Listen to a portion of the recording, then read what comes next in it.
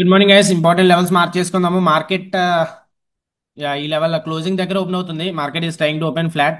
So నిన్న ఈ level దగ్గర నుంచి రిజెక్షన్ జరిగింది కదా, this will be the supply zone. Actually ఇది నిన్న సప్లై జోనే కాదు, మొన్న కూడా మార్క్ చేసుకున్నాం కదా. సో ఆ జోన్ దగ్గర నుంచి ఎగ్జాక్ట్ గా మార్కెట్ రివర్స్ అయింది.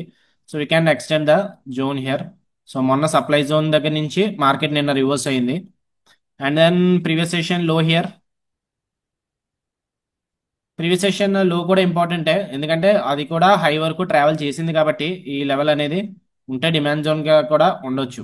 ఓకే, ఈ రోజు కూడా సేమ్ సిపిఆర్ నేరోగా ఉంది. ఒక విషయం చెప్తాను చూడండి, సిపిఆర్ నేరోగా ఉన్నప్పుడు ట్రెండింగ్ డే అవ్వలేదు అనుకోండి, నిన్న ట్రెండింగ్ డే కాదు. ఎందుకంటే ఓపెనింగ్ అక్కడే జరిగింది. ఓపెనింగ్ ఎక్కడ జరిగింది? 55,455 దగ్గర జరిగింది. క్లోజింగ్ కూడా ఆల్మోస్ట్ దగ్గర 55,350. ట్రెండింగ్ డే బదులు మార్కెట్ ఫ్లాట్ క్లోజ్ అయింది కదా ఆల్మోస్ట్. సో ఆ రోజు ట్రెండింగ్ డే కాకపోతే తర్వాత రోజు కూడా సిపిఆర్ నేరోగానే ఫామ్ అవుతుంది. అండ్ ఆ రోజు ట్రెండింగ్ డే ఉండొచ్చు ఉంటే. ఓకే, సో ఈ రోజు ట్రెండింగ్ డే ఉంటే ఉండొచ్చు అని చిన్న హింట్ అంతే, నాట్ 100%. బట్ ఆ ట్రెండింగ్ డే అప్ సైడ్ ఉంటుందా లేదంటే డౌన్ సైడ్ ఉంటుందా తెలియాలి. సో ఎలా తెలియాలంటే మనకి ఆల్రెడీ మార్క్ చేసుకున్నాం కదా. ఈ జోన్ అప్ సైడ్ బ్రేక్అవుట్ అయితే మార్కెట్ పైకి మూవ్ అవుతుంది, జోన్ డౌన్ సైడ్ మూవ్ అయితే మార్కెట్ కిందకి రావచ్చు. So if you go to hire time frame, 20 MA slope అవుతుంది మార్కెట్. 20 ఎంఏ దగ్గర ఎగ్జాక్ట్ గా మనం సపోర్ట్ తీసుకుంది, అండ్ ఆ 20 ఎంఏ మళ్ళీ స్లోప్ అవుతుంది. సో ఇది కూడా కొంచెం ఇంపార్టెన్స్ ఇవ్వండి.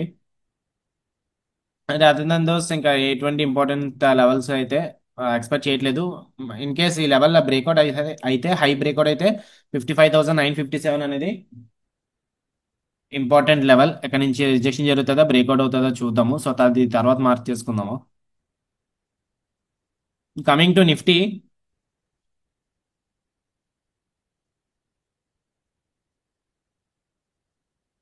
నిఫ్టీ కూడా ఈ లెవెల్ సప్లై జోన్ చెప్పి మార్క్ చేసుకున్నాం నిన్న, ఎగ్జాక్ట్ గా ఆ లెవెల్ దగ్గర నుంచే రిజెక్షన్ అయ్యింది. సో ఈ రోజు ఇంకా స్టిల్ ఆ లెవెల్ అనేది కన్సిడర్ చేయొచ్చు. Okay, this is the previous session high. Previous session హైకి బ్లాక్ కలర్ ఇచ్చుకుందాము ప్రీవియస్ సెషన్ లో. అండ్ మార్కెట్ ఈ లెవెల్ కిందకి వస్తే మనకి డిమాండ్ జోన్ ఉంది ఈ లెవెల్ దగ్గర. Back to back bullish candles వచ్చాయి కదా. This is also slightly demand zone. ఈ లెవెల్ పనిచేస్తుందా లేదా చూడాలి ఈ రోజు. ఇన్ కేస్ మార్కెట్ కిందకి వస్తే, లేదు సైడ్ వేస్ గానే ఉందనుకోండి మార్కెట్, ఇటువంటి ఈ బౌండరీ కానీ ఈ బౌండరీ కానీ బ్రేక్ అవ్వకుండా ఉంటే, సైడ్ వేస్ గా ఉంటే సిపిఆర్ చూస్ చేసుకోవాలి. బ్యాంక్ నిఫ్టీ కూడా ఈ లెవెల్ కింద ఉంది డిమాండ్ జోనే. లైక్ 5 మినిట్స్ టైం ఫ్రేమ్ లో ఇక్కడ నుంచి బిగ్ గా క్రాష్ అయింది కదా. So this level will be demand zone. So these are the important levels for Nifty and Bank Nifty. Mark the levels on your charts.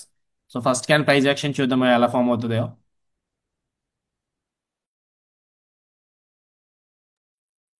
So first can CPI నుంచి rejection అయితే జరుగుతుంది. Bank Nifty కూడా CPI నుంచి rejection జరుగుతుంది, కాకపోతే proper bearish క్యాన్లు కాదు bank నిఫ్టీలో.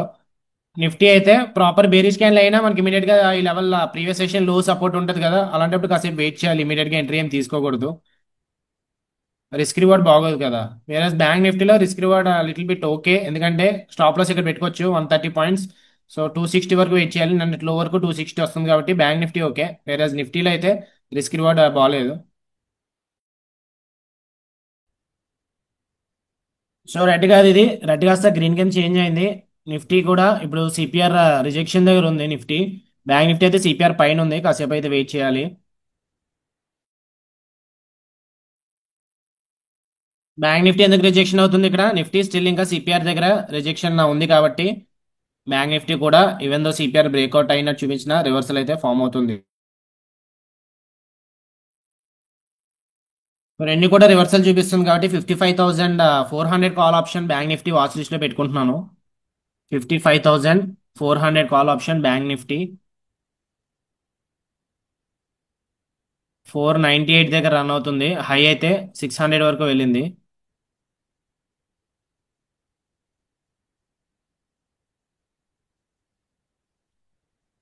ఒక 2 లాట్స్ ప్లాన్ చేస్తాను.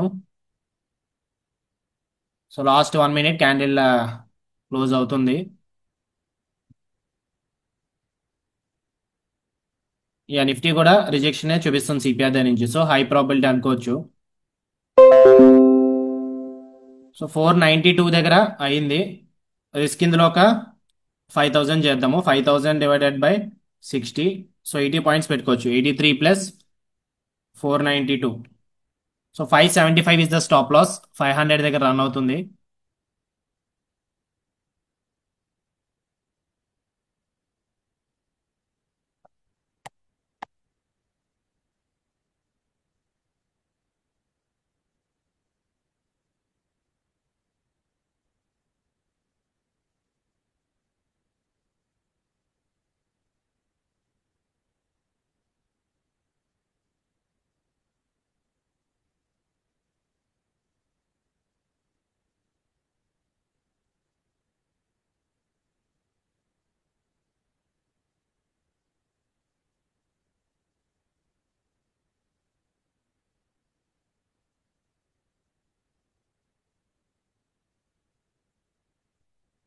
సో 1500 ప్రాఫిట్ అయితే రన్ అవుతుంది. ఈ లెవెల్ రిస్క్ రివార్డ్ క్యాలిక్యులేట్ చేసుకుందాము.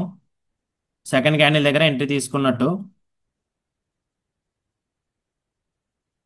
Stop loss according to spot chart చెప్తున్నాను. అకార్డింగ్ టు ఆప్షన్స్ మనకి ఇంకా బేగా ట్రిగర్ అయిపోవచ్చు, కానీ 1:2 అయితే డే లో వరకు వస్తుంది. 1:7.5. 1:2 అయితే డేలో బ్రేక్అవుట్ అయితే చూపిస్తుంది. కాకపోతే ఇక్కడ ఏమైనా బుల్లిష్నెస్ ఏమైనా చూపిస్తే ఇక్కడే ఎగ్జిట్ అయిపోతాను ఇన్ కేస్ కిందకు వస్తే. లేదు ఈ లెవెల్ సిపిఆర్ పైన, లేదంటే సిపిఆర్ పైన పెట్టుకుందాం స్టాప్ లాస్. సిపిఆర్ పైన అయితే this is the 1:2 risk reward. So చూద్దాం ఏమవుతుందో. అండ్ అలాగా సిపిఆర్ పైనే కాబట్టి ఒక లాట్ ప్లాన్ చేయొచ్చు కావాలనుకుంటే.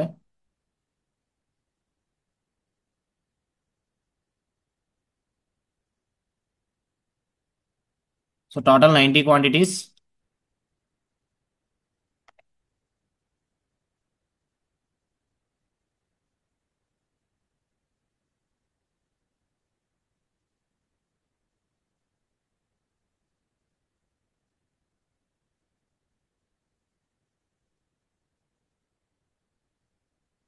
543 వస్తుంది స్టాప్ లాస్. నేను 543 పెట్టుకోవాలి. సో మీరు పొజిషన్స్ ఏమీ యాడ్ చేసుకోలేదు కాబట్టి 575 పెట్టుకోండి, అది కరెక్ట్ స్టాప్ లాసే.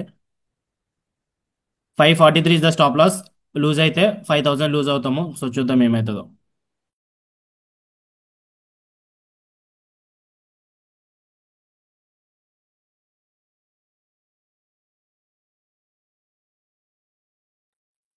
2500కి అయితే వచ్చింది.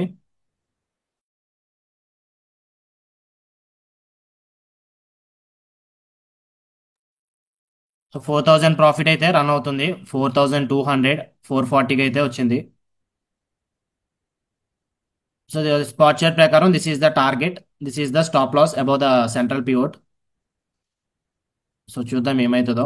5000 1:2కి అయితే 1:1 రిస్క్ రివార్డ్కి అయితే వచ్చింది.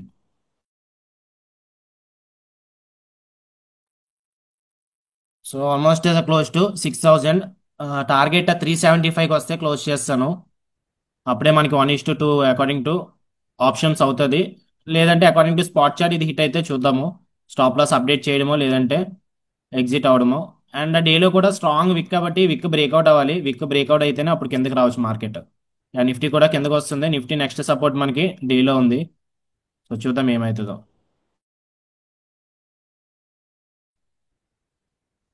Next update. ప్రాఫిట్ అయితే 7000కి వచ్చింది. 7500 వస్తే మనకి 1:1.5 రిస్క్ రివార్డ్ వచ్చినట్టు కదా. సో స్టాప్ లాస్ అప్డేట్ చేస్తాను. 7500కి వస్తే 6500 అలా రన్ అవుతుంది.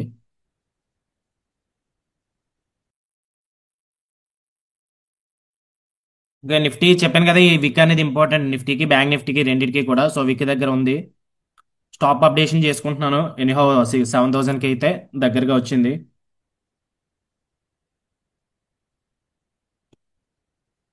సో 487 దగ్గర అయింది కదా, 487 పెట్టుకుంటున్నాను స్టాప్ లాస్. సో ఇప్పుడు మనకి బ్రేక్ ఈవెన్కి అయితే వచ్చాము. ట్రేడ్ విన్ అయితే,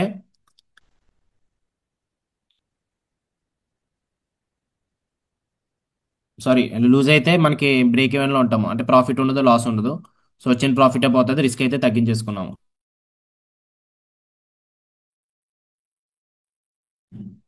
ఓకే 7500కి వచ్చింది. సో స్టాప్ లాస్ అప్డేట్ చేసుకుంటున్నాను. 410 దగ్గర రన్ అవుతుంది కదా, 430 పెట్టుకున్నాను. ఎందుకంటే 1:1.5 అయితే హిట్ అయిపోయింది. అండ్ నిఫ్టీ కూడా బ్రేక్ డౌన్ అవుతుంది ఈ లెవెల్ కిందకి. ఈ విక్ అనేది ఇంపార్టెంట్. స్ట్రాంగ్ మార్నింగ్ ఇక్కడ రెడ్ రాగానే ఇక్కడ నుంచి బయర్స్ పుష్ చేశారు. సో లూజ్ అయితే ఒక 1000 రూపీస్ లూజ్ అవుతాము. 5000తో క్లోజ్ చేద్దాము. 530 హిట్ అవుతుంది. 430 ఓకే.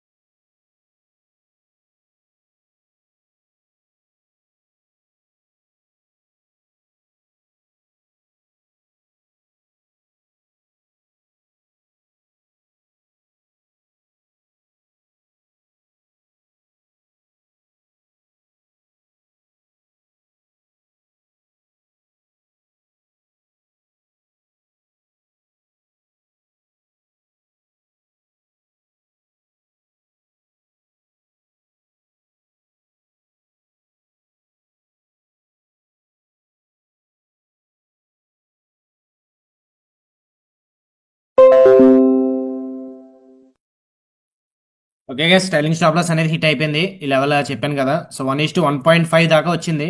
సో అప్పుడు ట్రయల్ చేసుకున్నాము.